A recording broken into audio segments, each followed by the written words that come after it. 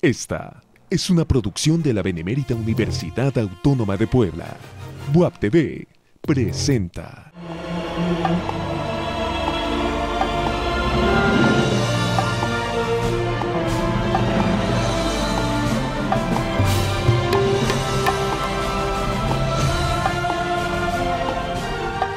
Buen día, bienvenidos al territorio del Nómada Televisión. En esta ocasión vamos a intentar descifrar, comprender qué es Europa, más allá de la región continental. Nos vamos a enfocar a la dimensión cultural y simbólica de lo que significa Europa para el mundo. Faustino, buen día. Hola Juan Carlos, buenos días a nuestros televidentes. Pues has dicho bien, ¿no? Un intento, y el intento siempre es importante porque se bordean cosas. Claro que el bordear acá el asunto de Europa es importante por lo que ha representado históricamente. Con Europa se ha generado un concepto que ha sido fundamental, el concepto de Occidente, ¿no? Y entonces, ¿qué es lo que implica el Occidente en el mundo? ¿Qué implica Europa en el mundo? ¿Qué pasa, no? ¿Y quiénes son los occidentales? Pero al mismo tiempo nos lleva a hacer otra reflexión acerca de que, pues si existe el Occidente, ¿qué diferencia hay con el Oriente, ¿no? Y en ese sentido me parece que es importante este bordear estos conceptos, esta dimensión no solo histórica, sino también cultural y de productividad cultural, ¿no? Claro, Max Weber se preguntaba qué era lo que hacía singular a Occidente, a Europa, frente a otras culturas. Max Weber pensaba que era el desarrollo de una racionalidad particular, fundamentalmente desarrollada a partir de la modernidad, lo que singularizaba tanto el desarrollo de la ciencia como del arte, como del Estado en Occidente.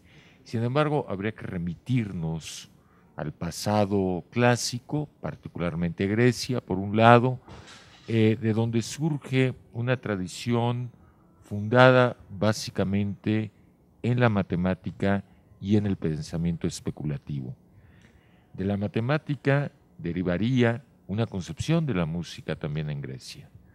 Y junto a este tríptico de elementos que ofrece Grecia al desarrollo occidental, repito, la música, la matemática y el pensamiento especulativo, también debemos sumar toda la tradición cristiana y más, no solamente la cristiana, sino la tradición religiosa en Medio Oriente.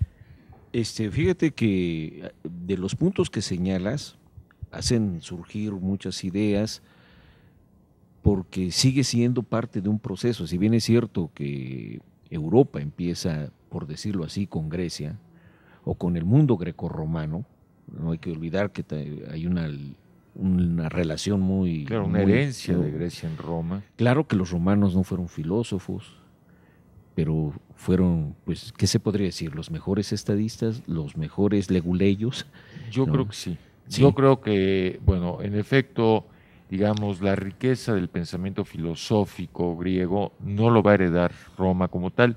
Sin embargo, Roma va a pensar lo político propiamente y va, digamos, a ser el factor de universalización del pensamiento griego y del pensamiento romano, concretamente del pensamiento político, Claro. imperial. Sí, por ejemplo, de Roma, incluso en la misma literatura no encuentras a la par como Grecia toda esa producción, ¿no? Pero sí encuentras esto político que me parece que ha sido muy importante porque hay que entender lo que es, lo que fue, lo que ha sido y lo que seguirá no sé por cuánto tiempo el derecho romano, Claro. ¿no? Estos discursos con respecto a la argumentación en el derecho romano. Ese es un ejemplo, ¿no?, de lo que produce, digamos, el origen de la civilización del Occidente. Esto que tú mencionas como especulativo, hay que entender esta cuestión como ¿qué pasa con la filosofía? ¿Por qué es importante la filosofía con respecto al Oriente, ¿no? ¿Había filosofía en el Oriente o había una sabiduría en el Oriente, ¿no? Yo creo que ahí hay un paso trascendental entre una sabiduría y una filosofía, porque no son dos situaciones, dos concepciones que sean igual, ¿no? Entonces a mí me parece que es interesante estos planteamientos cuando señalas lo que es Occidente a partir del periodo helenístico, ¿no? Claro. Entonces, no sé, me parece que sí. Yo creo que hay diferencias notables. Para empezar, digamos, el pensamiento filosófico se desprende del mito, ¿sí? Se opone a una interpretación teológica de la naturaleza y la historia, y en un segundo momento, la característica filosófica de Occidente es la sistematización y abstracción del pensamiento. Quizá esa sea la diferencia radical respecto a otros sistemas filosóficos no occidentales. Ahora, fíjate que acabas de mencionar esta diferencia de que la filosofía, ¿no?, hace una distancia con respecto al mito, pero lo más importante de esto también me parece, te lo dejo a tu consideración, y para nuestros televidentes, es cómo también la filosofía en la Grecia recurre al mito, pero de otra manera, ¿sí? Porque es un periodo de mucha producción, de mucha fecundación, porque los mitos pasan también por el arte a través de la literatura, y no son los mitos fundantes de la prohibición, sino más bien del cuestionamiento de la condición humana. Claro.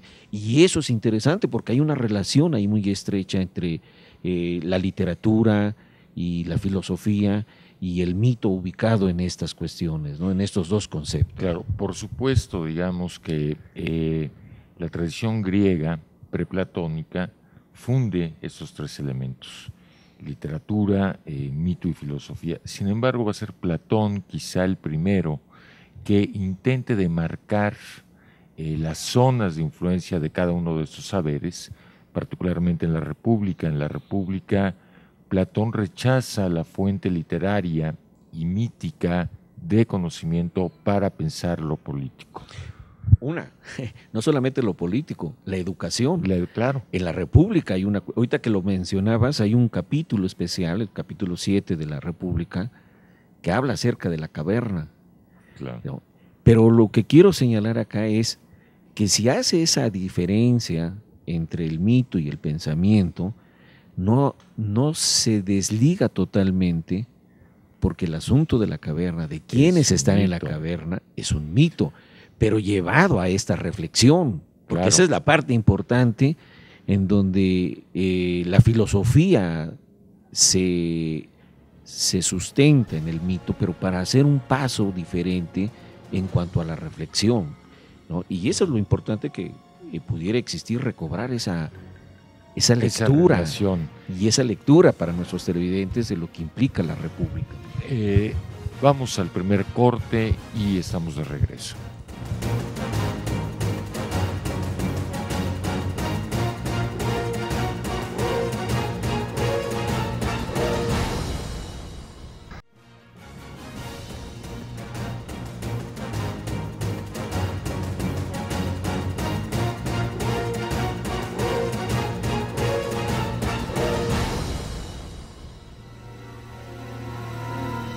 De regreso en la segunda parte del Territorio del Nómada Televisión, solamente abordando toda la problemática que significa Occidente, no solo como un territorio, sino como un símbolo cultural.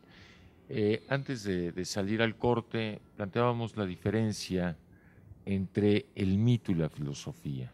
Por supuesto que en Platón es difícil separarla, aunque hay un intento, pero podremos decir que de alguna manera el mito apela, ¿sí?, a un saber extrahumano, a un saber y a un origen extrahumano, mientras que Platón en la República está intentando fundar un saber del hombre, ante todo secularizado, aunque desde luego el tema del infierno está en la República.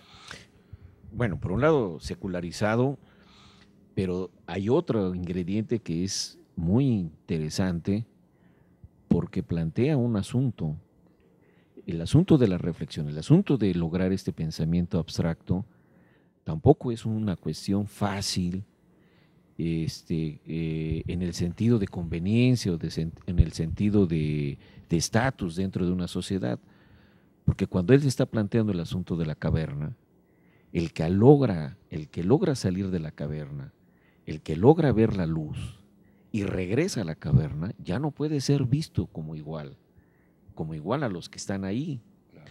Y esto es importante porque esto es parte de la condición humana, ese paso que cada quien puede ir dando en la vida, de repente, o que se arriesga a darlo, o que se arriesga a ver otras cosas, o que trasciende en ese sentido, después no puede ser visto ya como un semejante, ¿no?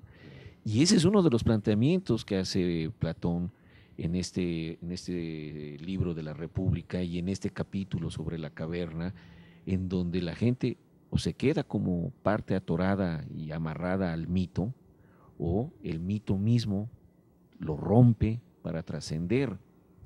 Sin embargo, a mí se me ocurre pensar, con todo lo que estás mencionando, que la diferencia entre los mitos fundantes de otras culturas, que no necesariamente han sido exclusivas del Occidente, sino de otras, a diferencia de lo que pasó con el origen de los griegos, es muy importante porque el mito pasa por otra producción, claro. Pasa por el orden de la literatura, lo cual ya no es lo mismo esta transmisión o tradición oral de transmisión que la escritura, que pasar la tragedia a un acto, a una actuación.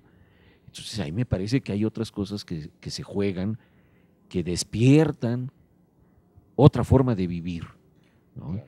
Y sobre todo de interiorizarse en ese proceso con el mismo sujeto, ¿no? Que en ese entonces no existía todavía el concepto de sujeto, ¿no? Como tal, pero ahí está una clave. Es decir, yo creo que también Grecia va a sentar las bases para la constitución de lo que en la modernidad va a ser el sujeto. Es decir, sobre todo un sujeto que transgrede, un sujeto que rompe con un orden establecido, ¿sí? Y un sujeto determinado ante todo por la libertad. Creo que ya en Grecia están las fuentes de la construcción de la subjetividad moderna. Esa es una. Ahora, saliéndome un poquito de esto que estamos hablando y de otro de los planteamientos que haces con respecto a la producción del Estado, al origen del Estado como pensado de otra manera, es el origen de la democracia en Grecia. Claro. Sí. Y el planteamiento, el cuestionamiento es cómo aparece la democracia en un mundo en donde el modo de producción es esclavista. Claro. ¿Sí? ¿Qué finalidad, qué función tiene la democracia en ese mundo? Y cómo esa democracia ha tenido un desarrollo en todos los periodos de la historia occidental, en especial en Europa, y cómo nos llega hasta nosotros este concepto de democracia también, porque es importante que surja en un Estado que tenía una forma de organización esclavista, ¿no? Claro, Aristóteles deja muy claro en la política la separación del orden privado o oikos, determinado por la relación amo-esclavo o padre-hijo, y el orden político, en la polis. Es la relación, decía Aristóteles, entre iguales mediados por la palabra. Entonces, precisamente es en este orden esclavista donde Aristóteles puede separar el orden privado del orden público, ¿sí? Y desde